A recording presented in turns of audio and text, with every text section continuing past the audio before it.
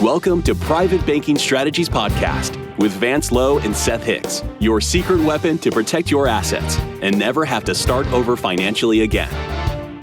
Vance and Seth help high net worth individuals, families, business owners, and investors structure an asset-protected, tax-free fortress for their families. Learn how to keep what you earn and use the velocity of money to create your own private banking system.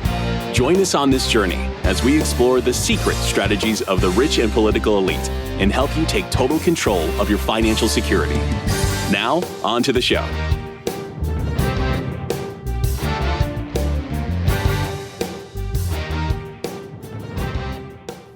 Hello and welcome to Private Banking Strategies with Vance, Lowe, and Seth Hicks. Vance, how are you today? I'm fantastic. Oh, it's good to talk to you again. Seth, how you been? Doing great. Thanks, Eric. Oh, man, I'm excited. I know that we're covering a lot today. And from my understanding, we're taking a deeper dive into the three most important money rules and how they work together. That's right. That's right. All right. So who's starting this off today? Well, let me start it off and lay the outline a little bit for our audience. We're going to learn three important rules today that you can't choose not to follow and expect to succeed financially. Okay.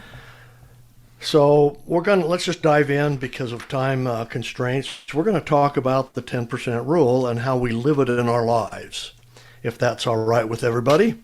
Let's do it. Eric, have you heard about the 10% rule? Oh, yeah, you've talked about it before, but I like these deeper dives. All right. So let's take a look and see about improving an individual's day-to-day performance.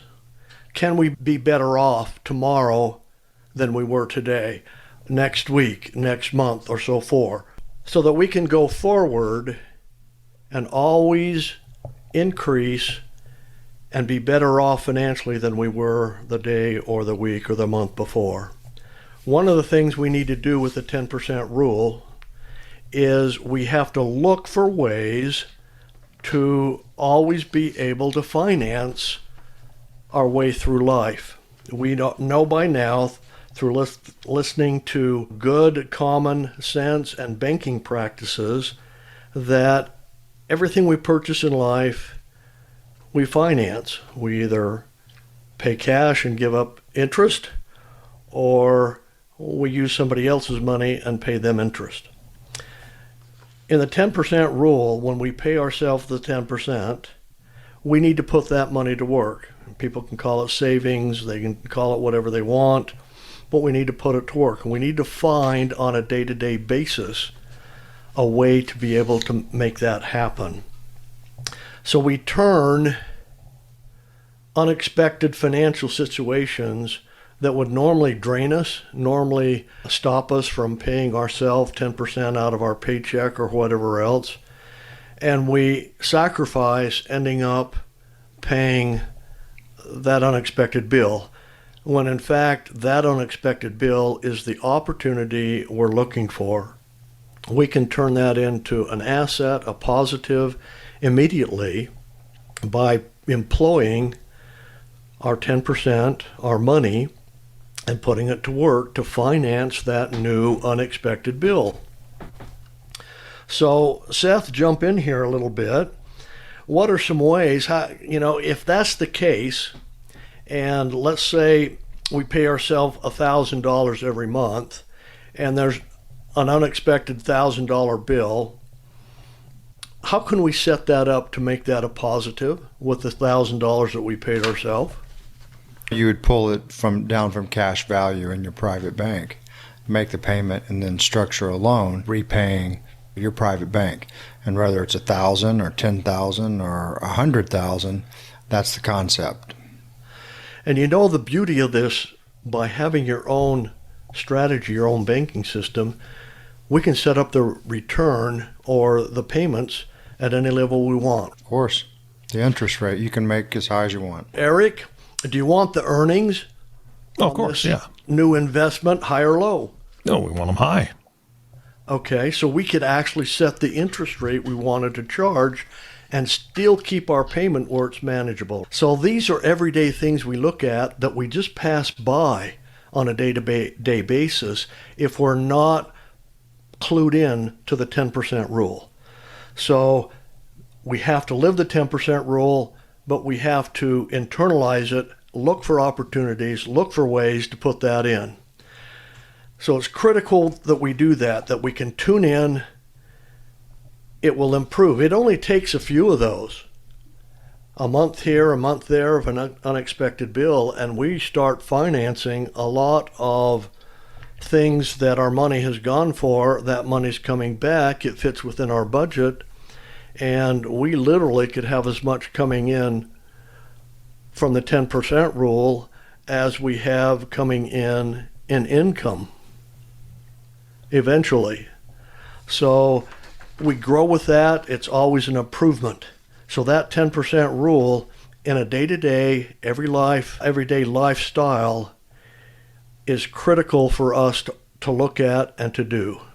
We make the decision not to, then it's not going to work, and we wonder why, things aren't going the way we want. Now I want to get into, we talk about it all the time, you hear about it all the time, never ever spend principal. Seth and I have a great way of showing people in less than 20 minutes can convince people how to get back 100% of their monthly expenses.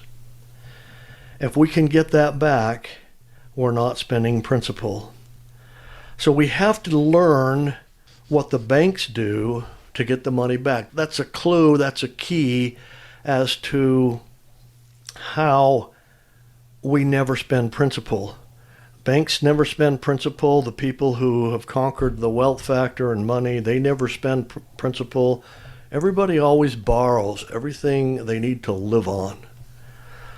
So, Seth, give me a little comment there. What do you think people are thinking out there about the ability to never spend principal? Is that going to be something that they can convince themselves? When you say 100% of my expenses can be recaptured, people probably think that sounds great, but I'd love for you to prove that to me. Show me how I can do that. And we talk about this often. You have to have cash flow. We've had folks who have quit their job and invested everything in crypto, and it hasn't gone exactly like they wanted yet. And so they're looking for cash flow. Well, you have to have cash flow. I mean, we think that nothing's going to appear out of nowhere, but your expenses can be recaptured. And I think people just need to see that in motion. And one of the best examples that you've ever given on teaching this is the chiropractor example, who was severely in debt, and him and his wife came in and were distraught and emotionally on the rocks, just with their family and their business. And you showed them the light at the end of the tunnel, gave them hope, and showed them how private banking could be utilized to recapture money that was going out of their control and back into their control. In just a few short years, they were completely out of debt. They'd expanded their wealth with acquiring additional chiropractic offices, and they were just amazed at how fast that it happened for them. I think that's the best example. If folks want to listen to that, it's in our podcast bank. I agree. That's a great comment, because principal is so critical. If we can get it back, we get to use it again, right? Absolutely. And this is what the everyday people out there have never, ever experienced. When we show people how they get out of debt so fast, they can't believe it until they do the math and they see where the money's coming from. So it's very important that we believe that there's a way to do it. Again, our focus would be for our listeners, see what the banks are doing. Find out how the banks always get the money back. They put it to work and it comes back. We can put our income to work and we can get it back. And we have to do pretty much the same thing. So there's a very large missing component in our own personal lives, and that's the banking equation. And we've talked about that. How devastating do you think it might be if we spend $1, if we decide that that dollar is no longer of value to us and we spend it on something, there's some ratios out there. I call it never give away money, because if we give it away, there's a consequence. Seth, tell us a little bit about the consequence. How do we replace a dollar if we spend one? Well, you've got to have cash flow, like we said, and if you've got a system, a banking system, whereby you're repaying the loans that your bank is making, whether it's for an investment, for an unexpected expense, to replace a traditional mortgage, to replace auto financing or credit card debt, those are all tools and instruments that become assets for you. Okay, but what if I decide, hey, I'm going to take $25 and just blow it and go buy lunch, and I decide that that money's not coming back to me? What are the consequences of that? You're never going to see that money again, and you're not going to capture the velocity of money. Okay. So folks, listen to this a little bit, because a lot of times it's not so much what we don't know about money that's hurting us. It's what we think we know that's incorrect. And when we spend a dollar, most of us would think, well, I've got to go earn another dollar, right? Right. Totally 180 degrees false. It will cost anywhere from $2 to $5 of earnings to replace the dollar that you just spent so you can spend it again. So that sounds kind of like a drastic statement, but if we were to drill down on that, when you earn income, who do you have to pay first? Yourself. Before it even comes to you. Uncle Sam. You have to pay everyone else in the food chain, government, everything else in order for you to net and clear your $1. It can be as much as 5 to 1 if you're self-employed, because now you earn $10, but 30% has to go over here, 30% has to go for administration, whatever it is in your business, and you, if you're lucky, can spend $2 out of every $10 you make.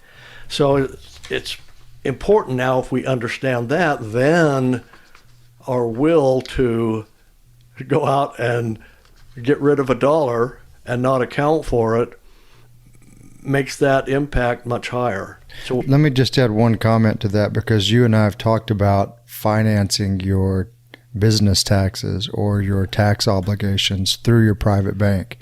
And I think that we've got some resources, or one of our affiliates that we've published before shows you how actually financing your taxes through your private bank and deferring those through the year is actually more advantageous for wealth accumulation. But that's just an aside, perhaps a rabbit trail, something to think about. yes, there's so many ways to do it. The key about money is money has to be employed in order to be of any value whatsoever. If money sits, it has no value. This is why banks, again, trying to lead everybody back into what banks actually do. They don't want us to know, but they can't hide this stuff. Banks don't let money sit overnight, and it's called overnight lending. They always want to keep that money employed, earning them something. That's the number 2 that you cannot avoid in order to be financially successful. If you choose to disobey that, and these are conscious decisions, these aren't, oh, well, I didn't know about it. I think every one of us have heard all 3 of these rules, but we kind of, well, that's not for me. I don't believe I can do that. I'm not in a situation where I can handle this or that. And that is incorrect.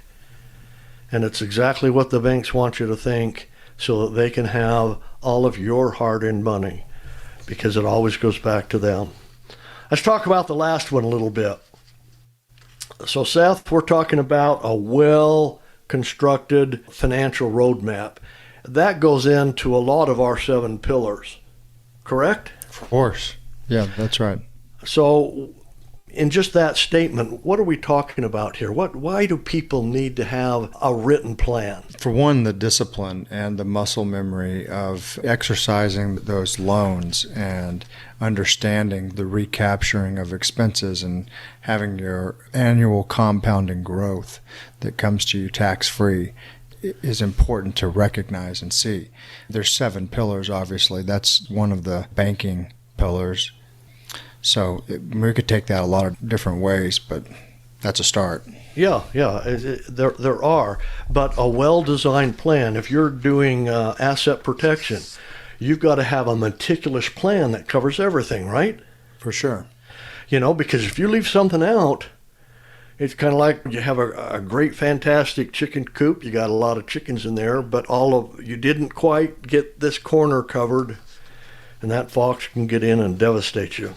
The same thing with a roadmap. We need to know where we're headed, and we have to have checkpoints. I don't know how many times in my career where I've been helping business owners try to achieve their maximum potential in their business, and they walk right past it. And the business is never going to be as valuable to sell or to move it from that point on because they didn't have an exit strategy. They didn't have a plan to back out. If you look at IBM and Apple, and you go back to their origination, these guys started in their garages. And look what's happening with those. You think they got there without a plan? Not at all. So it's a roadmap, folks. If we want to get from point A to point B, we need to know the best ways to get there because there's always going to be hurdles. Life is always going to trip us and knock us down.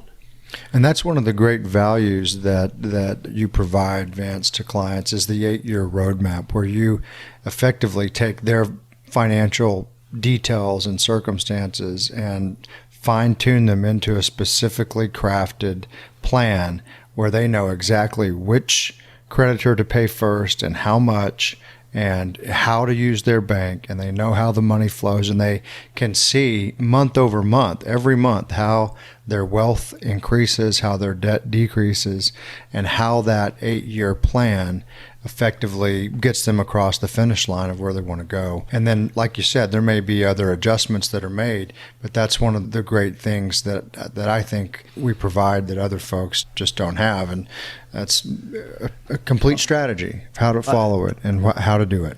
Agree. I like to tell people with a plan, when they get interested in our strategy, well, why don't we take it for a test drive first? And they're just shocked. You mean you can actually do that? Yeah, we can use your numbers and we can show you how you start here at point A and what it's going to look like 8 years from now. And we're not going to fudge the numbers. If anything, we're going to tone it way back and way down. A lot of people feel like, gosh, if I have a financial plan in my life, things are going to get much more complicated. I have to do this, I have to do that. And it can't be more than 180 degrees opposite. It organizes your life. You get to do all the things you want to, and you never have to worry about it because you know what you're going to do next. And if you have any question, you just look on the plan. Oh, yeah, I'm here, and I need to do this. Do you see yourself in that story? Do you feel like you are generating a lot of revenue but are not moving forward as fast as you would like? Are you ready for help? Please call Private Banking Strategies at 817-200-4777 or visit us at www.privatebankingstrategies.com.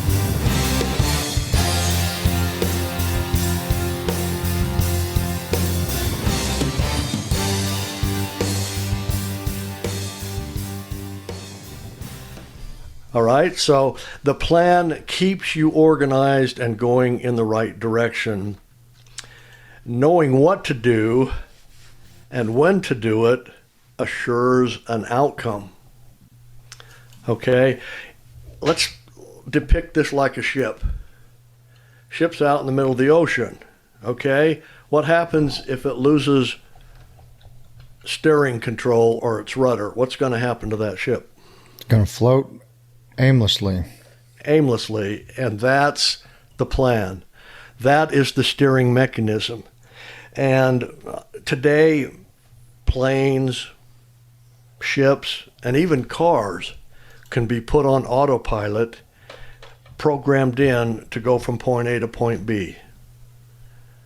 However, there is a sophistication in all of that software, and when we're doing it ourselves, we have to make little tiny adjustments, don't we?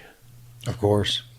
Especially when we're in those areas where narrow strips and there might be shell rock underneath the water, we have to be able to navigate into those clearer waters and stay away from the edges. So a road map is some way. It's not set up and you never look at it until the end of the year. It's something that needs a little bit of adjustments, a little bit of tuning to stay on track and stay on course. So we have to look at slight corrections every now and then. And then, of course, I heard this before, the greatest battle plan in history is only good until the first shot. And then it all goes to heck in a handbasket from that point on. And then it's the generals out there doing all these adjustments and post and pre-active measures in order to try to win the day or the outcome. In a financial plan, it's the same thing. Even though we may project out 8 years, what you need to concentrate on is what you're doing right now for the first 6 months to a year. Normally, they don't need to be changed. If they're well thought out, you've participated and you've done the final sculpting of your plan so that you know you can sink your teeth into it. You know that, hey, I can do this on a regular basis, no problem at all. Life will change a little bit and the results will probably go up or down a little bit. It just depends on where we're at. And then the key and the secret is always to update the plan.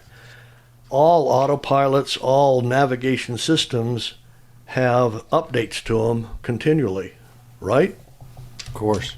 We've now given you guys an opportunity to really see what we mean when we talk about the 3 financial rules for wealth accumulation and success. So I hope this will be of great value to you, that you can believe it. Seth, tell them how they can find out more information about us on this. Sure. Yeah, you can find us at privatebankingstrategies.com. That's privatebankingstrategies.com. And on our website, you'll be given the chance to download our free book, which we like to call a red pill book, and explains to people how they can increase their wealth and do the same things that banks do, and how to grow their wealth with the secrets that banks don't want them to know. And you can also find all of our podcasts published there. You can find resources such as blog articles, and just surf around and check it out. Eric, any questions on that was unanswered for us that we can end up with? No, I think you did great. You brought a memory back to me that Mike Tyson had a similar quote: "Everybody's got a plan until they get punched in the mouth." And that's one of those things where I personally love the GPS in a car analogy, or especially the plane analogy, because you think about turbulence, you think about storms that are coming up, and to be able to make corrections to avoid storms or have a plan to deal with some turbulence, because turbulence is going to come into everybody's life. And so I love that last point that you made, because if you don't have a plan, you are just drifting aimlessly, and you're never going to get to the destination that you want to get to. And the anxiety in your life is always high, not knowing.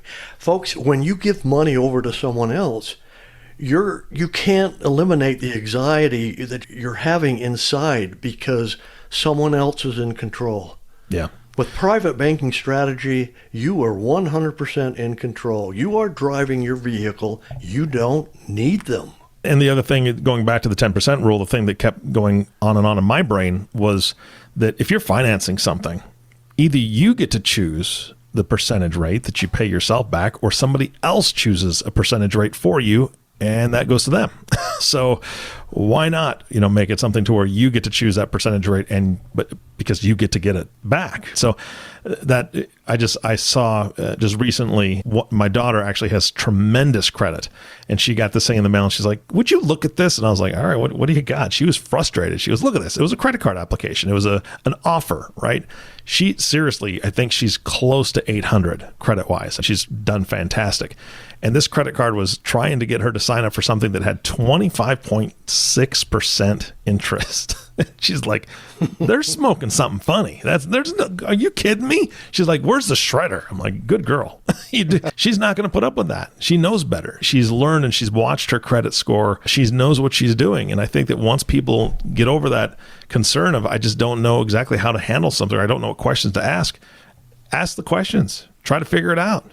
Call people like you who can help them figure it out, because otherwise you're going to get stuck with the offers that you get, and those offers aren't good. 25.6%. Give me a break. Anyway, I think I've gone off on a tangent. Seth, do you have any closing words for today's podcast? Yeah, you can have that 25.6% in your own bank, and you can have it grow compounding year after year with no tax implication whatsoever. So that's part of the secret we try to help people capture, is that, the banks, they do want to make 25.6 APR off of you. And that's not even a cumulative interest rate. So there's all sorts of little nuggets that we share, Eric, and that's part of it, that the banks have been fleecing Americans for a long time, and it's time that people wise up and take the banking equation back into their own life. Absolutely. Well, I know that you already gave contact information, so I encourage everybody to go visit the website, get the free information, check out the resources. There's so much information there. Gentlemen, thank you so much for your time today again. Okay, that's great. Thank you, Eric. Thank you very much. You bet. And of course, our last thank you goes to you, listening audience. Thank you so much for tuning in and listening to the Private Banking Strategies podcast with Vance Lowe and Seth Hicks. If you have not subscribed to the podcast yet, please click the subscribe now button below. This way, when Vance and Seth come out with a new podcast, it'll show up directly on your listening device. This makes it really easy to share these podcasts with your friends and family. And these are great ones to share because, again, it's going to get conversation flowing, because people standing around the barbecue grill are going to say, now, how does that possibly work? How in the world would you possibly get all the money that you pay out? How would you get that back? I just don't get it.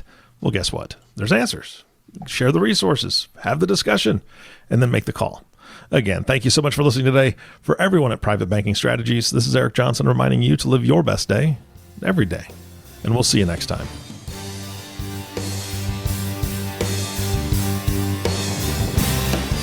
Did that story feel like it was about you?